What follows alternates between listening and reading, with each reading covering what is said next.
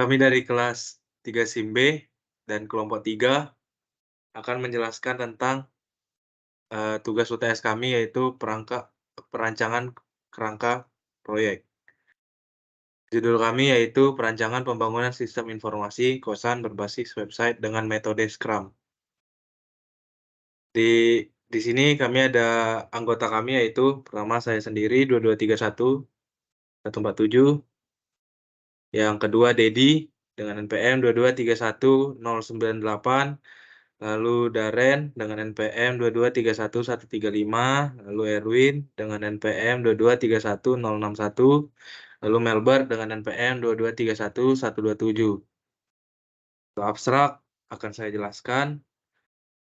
Perkembangan teknologi saat ini sangat pesat dan membantu untuk aktivitas manusia sehari-hari.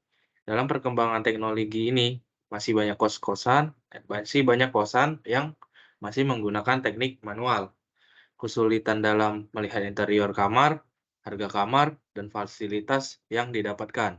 Tujuan dari penelitian ini adalah mengimplementasikan metode Scrum pada pengembangan aplikasi berbasis website agar dapat membantu penyewa atau pembeli berinteraksi tanpa tatap muka dengan fitur website. Dengan perkembangan zaman yang semakin canggih, penggunaan website diharapkan mampu menyelesaikan masalah yang ada. Terus selanjutnya akan dijelaskan oleh teman saya.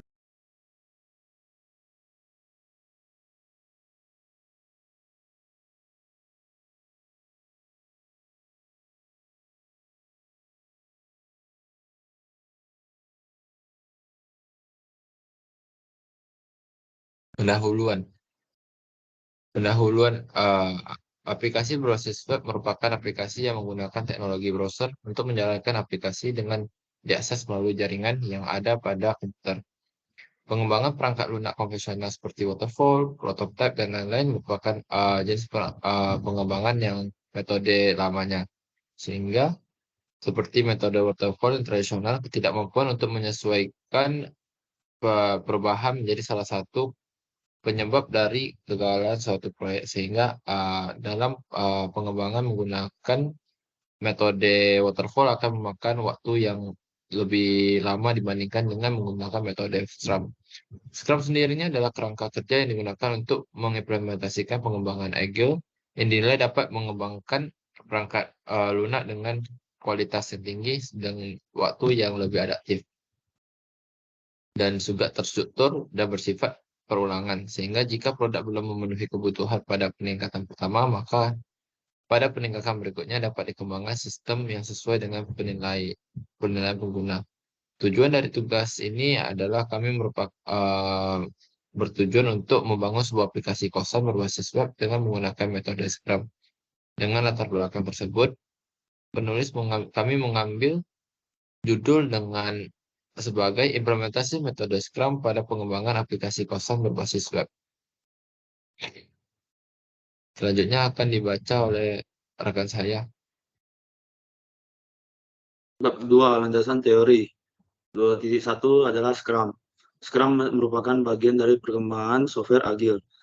Ini adalah kerangka kerja atau framework yang digunakan oleh pengembangan untuk mengembangkan produk yang rumit dan diharapkan dapat menyelesaikan masalah yang sulit. Scrum sendiri terbagi menjadi 3, yaitu Scrum Master, Product Owner, dan Tim Scrum. Scrum Master bertanggung jawab untuk menerapkan Scrum seperti yang dijelaskan dalam panduan Scrum.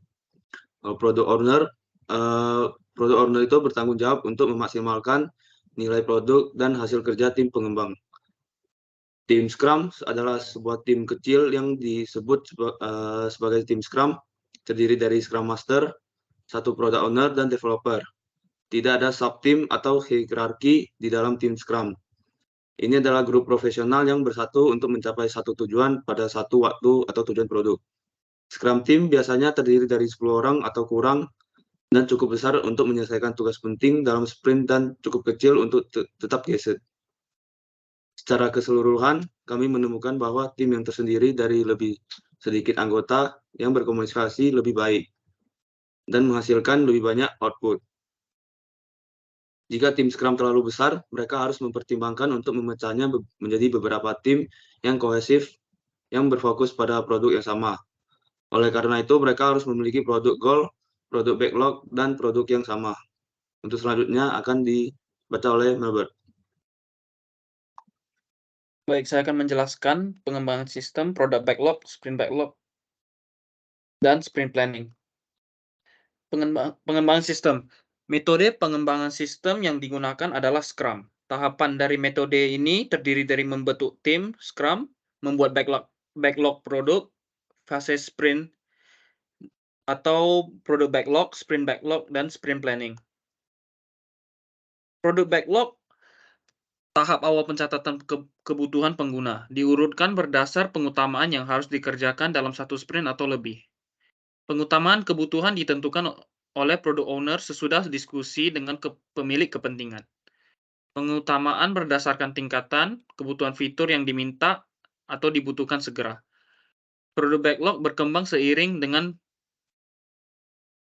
pengembangan produk. Yang kedua adalah sprint backlog. Pada tahap sprint backlog ini, pengerjaan harus sesuai dengan kebutuhan dari produk backlog yang dilakukan.